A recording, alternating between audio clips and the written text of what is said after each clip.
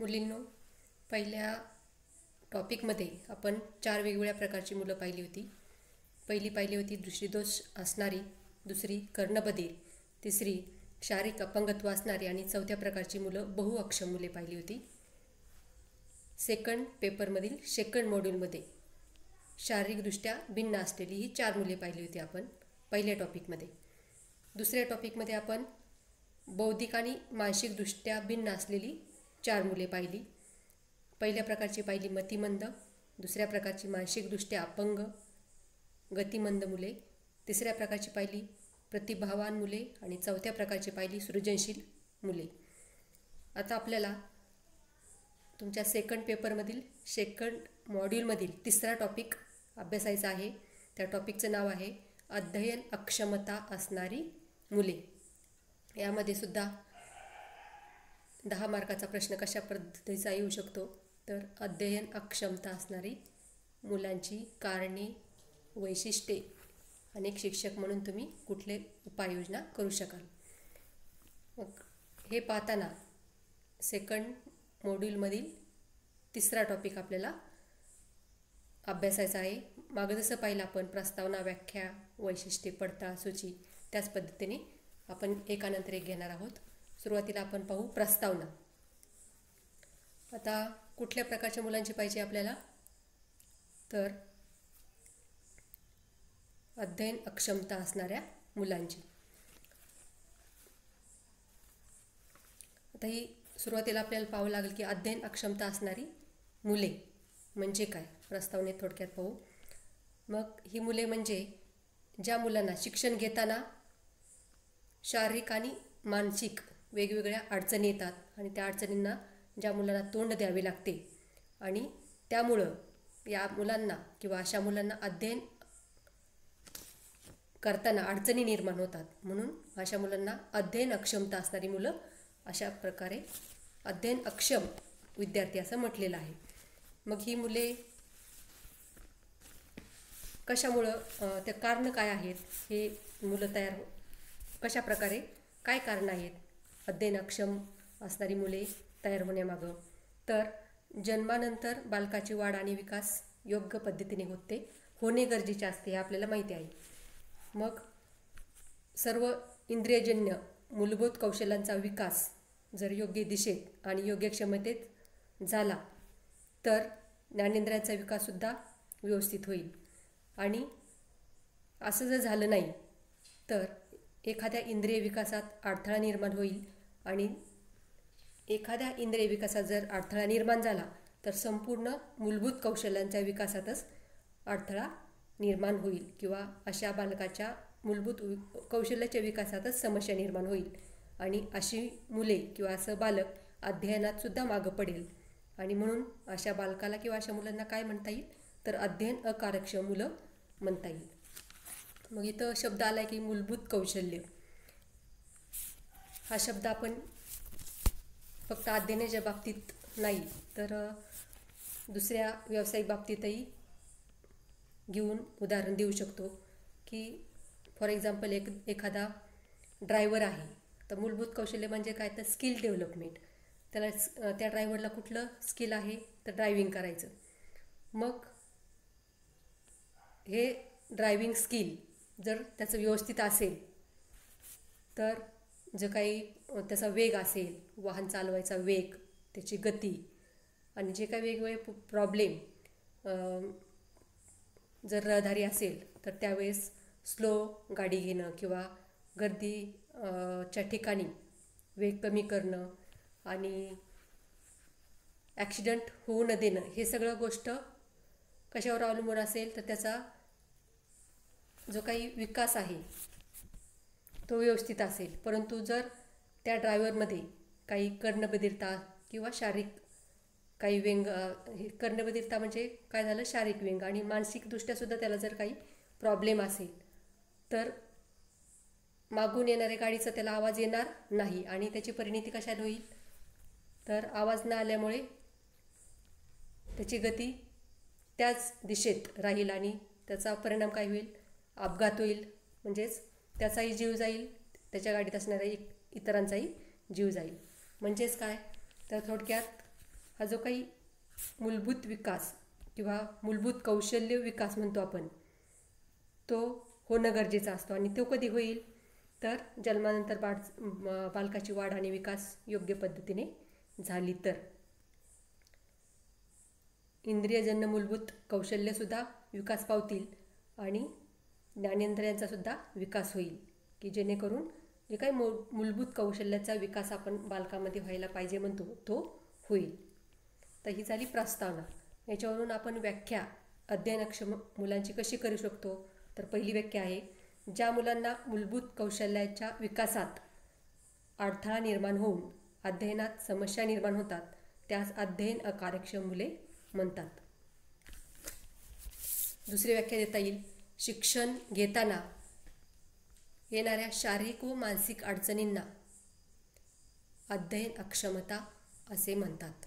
म्हणजे शिक्षण घेताना जर विद्यार्थ्याला शारीरिक आणि मानसिक अडचणींना सामोरं जावं लागते आणि ह्या शारीरिक आणि मानसिक अडचणीमुळे त्यांना शिक्षण घेताना काय येत आहेत, ते अक्षम ठरत आहेत, म्हणून अशा मुलांना काय म्हटलेलं आहे, अध्ययन अक्षमता असं म्हटलेलं आहे. किंवा तिसरी व्याख्या अशा करता येईल, लेखन, वाचन, भाषण, श्रवण, निरीक्षण यापैकी एक किंवा अनेक मानसिक प्रक्रियामध्ये दोष आढळून येणे म्हणजे अध्ययन अकार्यक्षमता होय. म्हणजेच अध्ययन अक्षमता किंवा अध्ययन अकार्यक्षमता असणाऱ्या मुलांमध्ये कुठले कुठले दोष असू शकतात. लेखन दोष असू शकतो, वाचन दोष असू शकतो, भाषण, श्रवण, निरीक्षण यापैकी एक किंवा अनेक मानसिक प्रक्रियात जर दोष आढळून आला तर अशा मुलांना आपण काय म्हणू शकतो, अध्ययन अकार्यक्षमता असणारी मुले म्हणू शकतो. तर ह्याच्यामध्ये प्रस्तावना पाहिली, व्याख्या. आता आपल्याला पाहिजे अध्ययन अकार्यक्षम विद्यार्थ्यांची वेगवेगळी वैशिष्ट्ये. त्याच्यामध्ये पहिलं वैशिष्ट्य आहे, शारीरिकदृष्ट्या अत्यंत चांगले असतात. म्हणजे त्यांच्या शरीराकडे पाहून असं वाटणार नाही तुम्हाला की हे मुलं काय असणार आहे, शारीरिकदृष्ट्या पाहून त्यांच्याकडे पाहून तुम्ही सांगू शकणार नाही की हा विद्यार्थी अध्ययन अकार्यक्षम असू शकेल म्हणून. दुसरे वैशिष्ट्य आहे, निरीक्षण, अंदाज, निष्कर्ष या संकल्पना अविकसित असतात. तर याच्यामध्ये निरीक्षण, मापन, अंदाज आणि निष्कर्ष या संकल्पना अविकसित या मुलांच्या असतात. त्याच्यामध्ये उदाहरण देता येईल,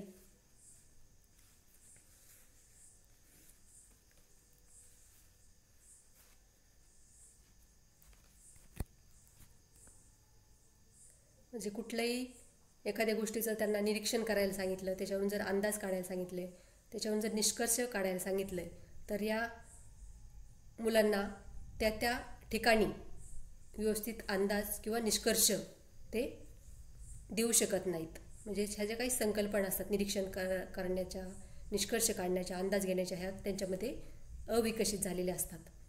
त्याच्यानंतर या मुलामध्ये तुम्हाला बोध आणि अवबोध यांच्यामध्ये सुद्धा अडचणी आलेल्या दिसतील. त्यांची स्मरणशक्ती पाहिली तर तीसुद्धा कमी असेल, विचार प्रक्रियासुद्धा निकृष्ट प्रतीची असेल. त्यांच्यामध्ये अवधान कक्षा कमी असते. तर अवधान कक्षा म्हणजे आपल्याला माहिती आहे की अवधान कक्षा म्हणजे लक्ष केंद्रित करणं जे काही सामान्य मुलांचं असतं ते तसं असं लक्ष ते केंद्रित करू शकत नाही. म्हणजे अवधान कक्षा कमी असल्याने आणि अतिचंचलपणा यांच्यामध्ये दिसून येतो. आता अध्ययनकर्त्याच्या आपल्याला माहिती आहे की अध्ययनकर्ता जो आहे त्याच्या अभिरुचीवर ज्ञान मिळवणे आणि न मिळवणे हे अवलंबून असतं. मग अध्ययनकर्ता जो आहे त्याच्यामध्ये ज्ञान मिळवण्याची जर अभिरुचीच नसेल तर तो ह्या ज्ञान मिळवणाऱ्या गोष्टीकडे लक्षच देणार नाही आणि त्यामुळं काय होणार आहे, वाचन, लेखन याच्यात त्या अध्ययनकर्त्याला अडचणी निर्माण होणार आहेत. म्हणजेच थोडक्यात काय तर त्यांची अवधान कक्षा कमी असते, म्हणजे लक्षच देत नाहीत आणि त्यांच्यामध्ये अतिचंचलपणा, म्हणजेच 5 मिनटं जरी अशा मुलांना तुम्ही शांत बसा म्हटलं तर ते थांबू शकत नाही. सतत बेंचवर हालचाली करणं, जागच्या जागेवर उड्या मारणं, अशा प्रकारे अतिचंचलपणा त्यांचा चालू असतो. तर पुढचं वैशिष्ट्य आहे, अनावश्यक गोष्टी अधिक क्रममान होतात. तर याचं उदाहरण देता येईल की अध्यापन चालू आहे आणि अशा वेळेसुद्धा ही मुलं मानसिकदृष्ट्या घरी गेलेली असतील, म्हणजेच अनावश्यक गोष्टीतच ते काय करतात, अनेक अधिक्रम होतात किंवा खेळणं, वेगवेगळे प्रकारचे त्यांना जे आवडतं त्याच्यात ते रममाण झालेले असतात. म्हणजे त्यांच्या पुढं काय आहे सध्या, स्थळ काळ वेळ यांचं त्यांना भान नसतं, म्हणजेच नको त्या गोष्टीत ते रममाण झालेले असतात. पुढचं वैशिष्ट्य आहे रंग, रूप, आकार, चव, गंध यात गोंधळ होतो. आता हे जे काही अध्ययन अकार्यक्षम मुलं आहेत, म्हणजेच त्यांच्यात एक प्रकारची ती डिसऑर्डर आहे. आपण पाहिलं की डिसऑर्डर आपण म्हणतो कलर ब्लाइंडनेस, रात आंधळेपणासुद्धा, की अशा मुलांना हिरवा लाल रंग ओळखता येत नाही आणि त्यांना तो रंग विचारला तर ते करडा सांगतात. म्हणजेच ही मुलं, डिसऑर्डर असणारी मुलं रंग ओळखू शकत नाहीत व्यवस्थित, रूप किंवा आकार एखाद्या गोष्टीचा आपण विचारला, किंवा चव, टेस्ट जेव्हा आपण ज्याला म्हणतो आपण, तीसुद्धा खऱ्या प्रकारे त्यांना सांगता येत नाही. गंध, सुगंध, दुर्गंध यातला फरकसुद्धा त्यांना सांगता येत नाही, म्हणजे याच्यात त्याचा गोंधळ उडतो. पुढचं वैशिष्ट्य आहे विनोद समजत नाही, सोपे खेळ खेळता येत नाहीत. तर विनोद आपल्याला माहिती आहे की सामान्य मुलांना जर समोर एखादा विनोद केला तर ते हसून प्रतिसाद देतील, परंतु हे आपल्याच विश्वात रमलेले असल्यामुळं, त्यांना जे आवडतं त्यातच ते गुंग झालेले असल्यामुळं त्यांना विनोद केलेला सुद्धा समजत नाही आणि सोपे खेळसुद्धा खेळता येत नाहीत. पुढचं वैशिष्ट्य आहे सतत कोणत्याही कामात आळस आणि कंटाळा. कुठलंही काम त्यांचं घेतलं तर त्या कामात त्यांना आळस आणि कंटाळा हा नेहमीचा ठरलेला असतो. त्यानंतर पुढचं वैशिष्ट्य आहे शारीरिक हालचालीत निष्काळजीपणा. आता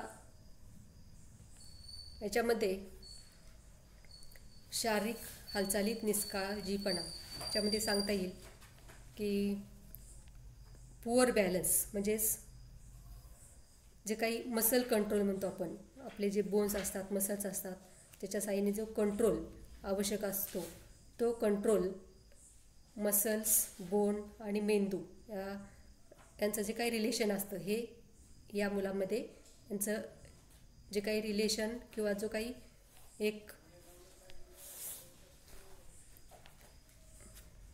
एकमेकाला लागून त्यांची जी प्रतिक्रिया असते ती या मुलामध्ये व्यवस्थित होत नाही आणि त्याच्यामुळं जो काही शारीरिक हालचाली असतात त्या शारीरिक हालचालीमध्ये या मुलांच्यात निष्काळजीपणा असलेला आढळून येतो. त्याच्यानंतर वाचन, लेखन यात अडचणी. तर मुळातच ही मुलं स्लो लर्नर या प्रकारची असतात. जर काही मुलामध्ये कर्णबधिरता दोष असेल तर त्यांना ऐकायलाच येत नाही, म्हणजेच त्यांना बोलता येणार नाही, आणि बोलता येणार नाही म्हणजेच वाचन करता येणार नाही, आणि वाचन करता नाही आलं म्हणजेच त्यांना लेखन करता येणार नाही. म्हणजेच थोडक्यात काय तर वाचन आणि लेखन याच्यामध्ये त्यांना अडचणी निर्माण होतात. त्याच्यानंतर आपल्याला पाहिजे आहे अध्ययन अकार्यक्षम विद्यार्थी ओळखण्यासाठी पडताळ सूची. तर पहिली कुठल्या पद्धतीने आपण ओळखू शकतो, तर या मुलांमध्ये आपल्याला ध्वनी विकृती म्हणजेच थोडक्यात काय तर कर्णबधिरता असलेली दिसून येईल. कर्णबधिरता एखाद्या विद्यार्थ्यात असेल तर आपण ओळखू शकतो की हा अध्ययन अकार्यक्षम आहे. कारण का तर हे महत्त्वाचं इंद्रिय आहे. 11% आपण पाहिले की ज्ञान आपण कानाद्वारे ग्रहण करत असतो, आणि हे जर ज्ञान ग्रहण करता नाही आलं तर भाषा विकास होणार नाही, आणि भाषा विकास जर झाला नाही तर भाषा समृद्ध होणार नाही, म्हणजेच बोलता येणार नाही. बोलता जर नाही आलं तर लिहिता येणार नाही. म्हणजे एकावर दुसरी क्रिया डिपेंड असल्यामुळं, आणि या मुलामध्ये ध्वनी विकृती जर दिसली तर आपण म्हणू शकतो की हा विद्यार्थी अध्ययन अकार्यक्षम आहे. दुसरं आहे चिंतन, मनन, स्मरण नसते.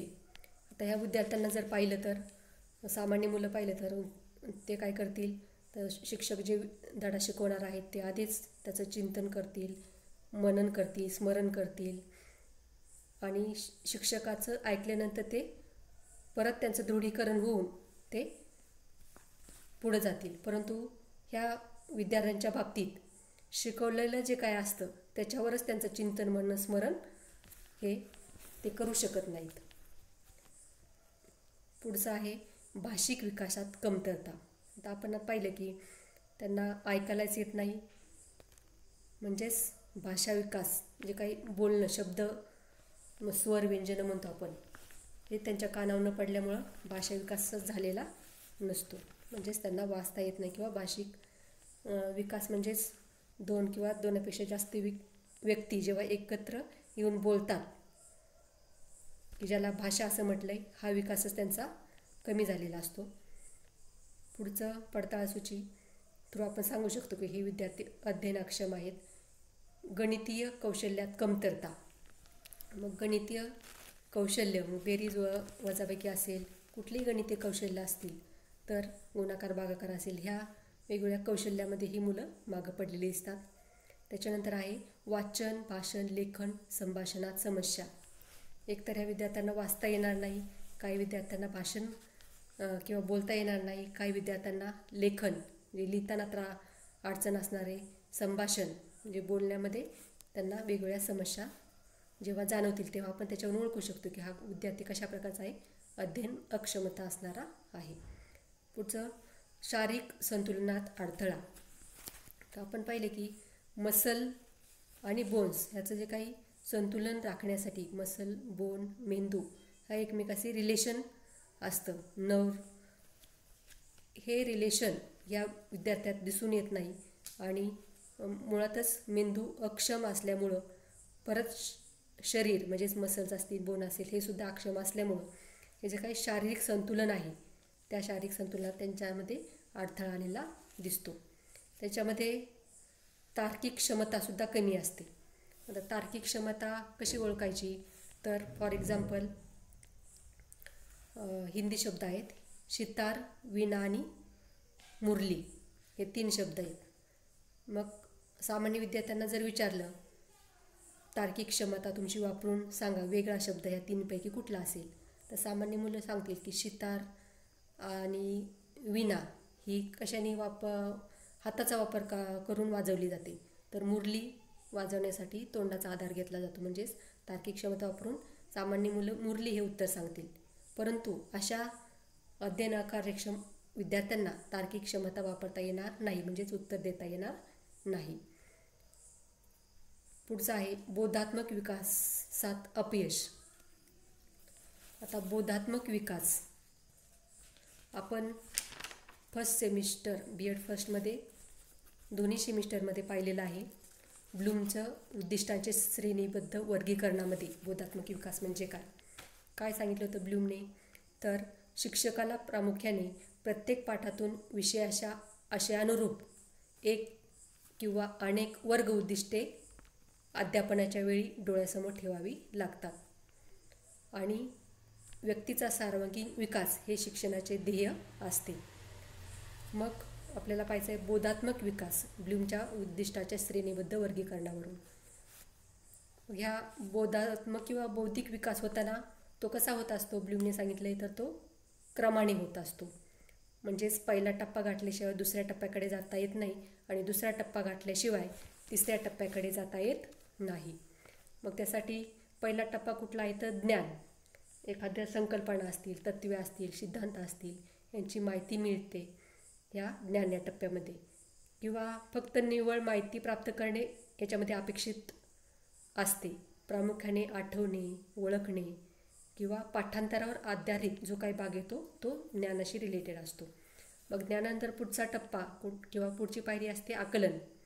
विद्यार्थी जेव्हा व्याख्या, नियम, सूत्र या सर्वांचे स्वतःच्या भाषेत जेव्हा स्पष्टीकरण करतो तेव्हा त्याला आकलन झाले असं आपण म्हणतो. त्याच्यानंतर तिसरी पायरी किंवा तिसरा टप्पा असतो उपयोजन. आकलन होणे महत्त्वाचे नसते, तर आकलन झालेल्या ज्ञानाचा उपयोग विद्यार्थ्याला योग्य ठिकाणी करता आला पाहिजे. या क्षमतेला काय म्हटलं जातं, उपयोजन म्हटलं जातं. मग उदाहरणात सांगता येईल की विज्ञानात जे काही नियम असतात, तत्त्व असतात, सिद्धांत असतात, वेगवेगळ्या व्याख्या असतात, त्या ज्ञान पातळीवर माहिती करून घेतल्या असतील, आकलीन पातळीवर जर त्या समजल्या असतील आणि तरच त्याचा उपयोग विद्यार्थी व्यवहारात करू शकेल. म्हणजेच मिळालेले ज्ञान, समजलेली बाब नव्या स्थितीत वापरायची क्षमता म्हणजेच काय म्हणता येईल, उपयोजन म्हणता येईल. त्याच्यानंतर पुढचा टप्पा किंवा पुढची पायरी येते विश्लेषण म्हणजे सुटे करणे. तर त्याचं एक उदाहरण देता येईल की आपल्याला elementary canal of human being शिकवायचं आहे. मग त्याच्यामध्ये माउथ टू ॲनस एकानंतर एक सगळे पाठ आपल्याला शिकवावी लागते सुटे करून. त्याच्यानंतर पुढची पायरी ते संयोजन. तर संयोजन म्हणजे काय, तर कुठला गुणधर्म कसा वापरायचा याचे कौशल्य प्राप्त व्हावे लागते. म्हणजे हे वेगवेगळे गुणधर्म आहेत, मग ते परंतु कुठे कुठला गुणधर्म वापरायचा हे सुद्धा कौशल्य प्राप्त व्हावे लागते. आणि ते कुठं असलं पाहिजे, तर 5व्या टप्प्यामध्ये की ज्याला संयोजन म्हटले. आणि 6वा टप्पा आहे किंवा 6वी पायरी आहे मूल्यमापन. याच्यामध्ये मग विश्लेषण व संयोजन म्हणजे सुटे करणंसुद्धा आणि संयोजन म्हणजे कुठे कुठला गुणधर्म वापरायचा आहे हे कौशल्यसुद्धा प्राप्त व्हावं लागतं. मग या दोन्ही क्रिया कराव्या लागतात मूल्यमापन या शेवटच्या पायरीमध्ये. मग हे जे काही सगळ्या पायऱ्या पाहिल्या आपण, त्या सगळ्या पायऱ्या सामान्य मुलं पार करतात. म्हणजे ज्ञान पातळीवर ते उतरतात, आकलन पातळीवर, उपयोजन पातळीवर, विश्लेषण पातळीवर, संयोजन आणि मूल्यमापन ह्या सगळ्या पातळीवर ते आपल्याला उतरलेले दिसतात. परंतु हेच जर मुलं आपण स्क्रीनिंग टेस्ट करून या मुलांच्या बाबतीत पाहिलं, तर एखादा 6वीतला मुलगा असेल आणि त्याचं वागणं जर पाहिलं आपण, तर त्याला व्यवस्थित वाचायला येत नसेल, त्याला व्यवस्थित लिहिता येत नसेल, त्याला व्यवस्थित संभाषण करता येत नसेल आणि मग स्क्रीनिंग टेस्ट करून जर त्याच्यावर उपचार करून पाहिलं, तर मग ह्या मुलाला उपचार म्हणून काय करता येईल, तर ह्या 6वीतल्या मुलाला विशिष्ट असं औषध नाही देता येणार. तर काय करता येईल, तर त्या मुलाला 6वीमध्ये न बसवता त्याच्या आपल्याला जर लक्षात आलं की हा व्हिज्युअल म्हणजे दृष्टीदोष पण ह्याच्यामध्ये आहे, ऑडिटरी कर्णदोष पण आहे, तर ह्या मुलाला काय केलं पाहिजे, तर 6वीत न बसवता परत कितवीत बसवलं पाहिजे, 2रीत बसवलं पाहिजे. म्हणजे त्याला काय कुठला प्रॉब्लेम नाही, वैद्यकीय प्रॉब्लेम नाही आहे. त्याला औषध काही दिलं नाही गेलं तरी चालते, परंतु त्याच्या अध्ययन अक्षम म्हणजे त्याला व्हिज्युअल पण प्रॉब्लेम, शारीरिक प्रॉब्लेम आहे, ऑडिटरी हा पण प्रॉब्लेम आहे, दुसरा मानसिक पण प्रॉब्लेम असेल, म्हणजे असे दोन्ही तिन्ही जर स्क्रीनिंग टेस्ट घेऊन पाहिलं आपण, तर त्याला तो कुठल्या इयत्तेत बसवायचा गेला पाहिजे, तर 6वीतला विद्यार्थी 2रीत जर बसवला तर तो व्यवस्थितरित्या तिथलं अध्ययन व्यवस्थित करू शकेल. अशा प्रकारे आपण ह्या अध्ययन अक्षम विद्यार्थी ओळखण्याची वेगवेगळी पडताळ सूची पाहिली. आता आपण पाहणार आहोत अध्ययन अक्षमता असणारी मुले निर्माण होण्याची कारणे. पहिलं कारण आहे अनुवांशिकता. तर ज्याप्रमाणे आपण पाहिलं की आई वडील दोघांपैकी एकाला अशा प्रकारचा दोष असेल की अध्ययन अक्षमता म्हणजे वाचन करण्यात दोष असेल, लेखन करण्यात लिहिण्यात दोष असेल किंवा भाषण संभाषण कौशल्य यामध्ये दोष असेल, तर तीच क्रिया त्यांच्या अपत्यामध्ये येऊ शकते. म्हणजेच अनुवंशिकता हे एक अध्ययन अक्षमता असणारी मुले निर्माण होण्यामागचं कारण आहे. दुसरं कारण आहे तांत्रिक कारणे. आता तांत्रिक कारणे आपल्याला माहीत आहे की विशिष्ट तंत्र वापरून मुलगा मुलगी लिंग निदान चाचणी गर्भातच केली जाते आणि अजूनही ती काही ठिकाणी चालू आहे. मग हे करताना गर्भावर विपरीत परिणाम होऊन अध्ययन अक्षमता दोष होऊ शकतो. म्हणजेच या गर्भातील बालकात शारीरिक व मानसिक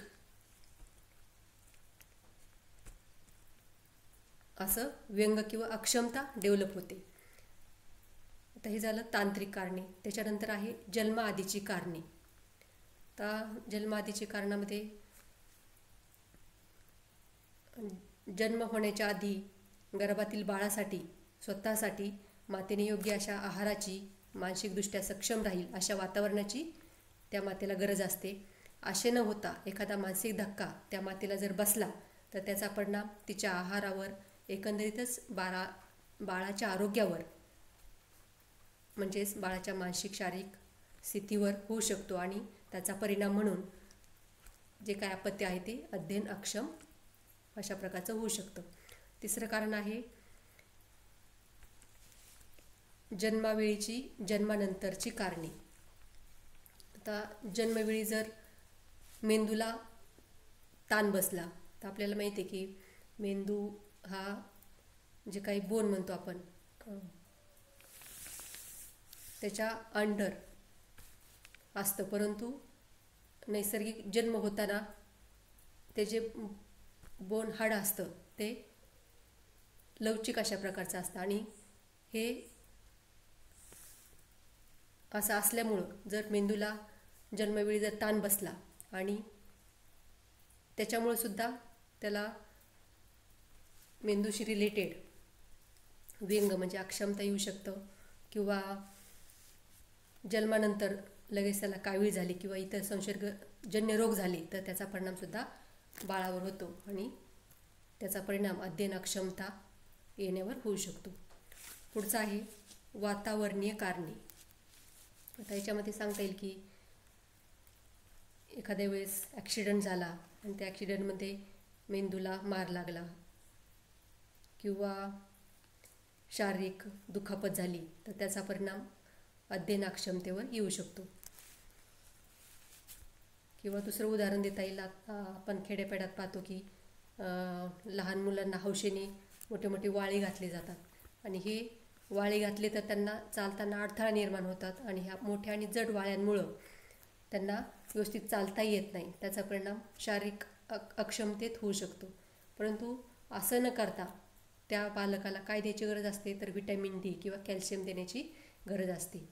म्हणजे व्हिटॅमिन डी सूर्यप्रकाशातून मिळतं, मग ते सूर्यप्रकाशात त्या लहान मुलांना ठेवणं असं करण्याची कुवत ही अजूनही खेडोपाडी नाही आणि ह्या वातावरणीय वेगवेगळ्या कारणांमुळे सुद्धा अशी मुलं शारीरिकदृष्ट्या किंवा मानसिकदृष्ट्या सुद्धा अक्षम असलेली दिसून येतात. आणि शेवटचं आहे वैकासिक कारणे. तर आपण पाहिलं की जन्मानंतर वाढ आणि विकास जर योग्य झाला तर इंद्रियांच्या जे काय आपण पंचेंद्रिय म्हणतो आपण, डोळा असेल, नाक असेल, कान असेल, जीभ असेल, त्वचा असेल, या सर्व इंद्रियांचा सुद्धा निकोप अशी वाढ होईल आणि यांची निकोप वाढ झाली तर त्यांची जी काही मूलभूत कौशल्य म्हणतो आपण बालकांची ती व्यवस्थित विकसित होतील. परंतु असं जर झालं नाही, त्याचा वाढ विकास जर व्यवस्थित झाला नाही आणि इंद्रियांची वाढ जर निकोप झाली नाही तर मग ती शारीरिक इंद्रिय असेल किंवा मानसिक इंद्रिय की जे मेंदू आपण म्हणतो त्याच्याशी रिलेटेड असेल तर मग त्या बाळामध्ये डिसऑर्डर डेव्हलप होतात आणि त्या डिसऑर्डर म्हणजेच काय असते तर ती अक्षम म्हणजेच क्षमता नसणारा तो अक्षम. मग ते शारीरिक आणि मानसिक अशा दृष्टीने अक्षमता असणारी मुले की ज्याच्यामध्ये मग काहींना वाचन दोष असतो, काहींना लेखन दोष असतो, काहींना गणितीय अक्षमता असते, अशा प्रकारची वेगवेगळ्या प्रकारची अध्ययन अक्षमता असणारी मुले निर्माण झालेली आपण पाहतो.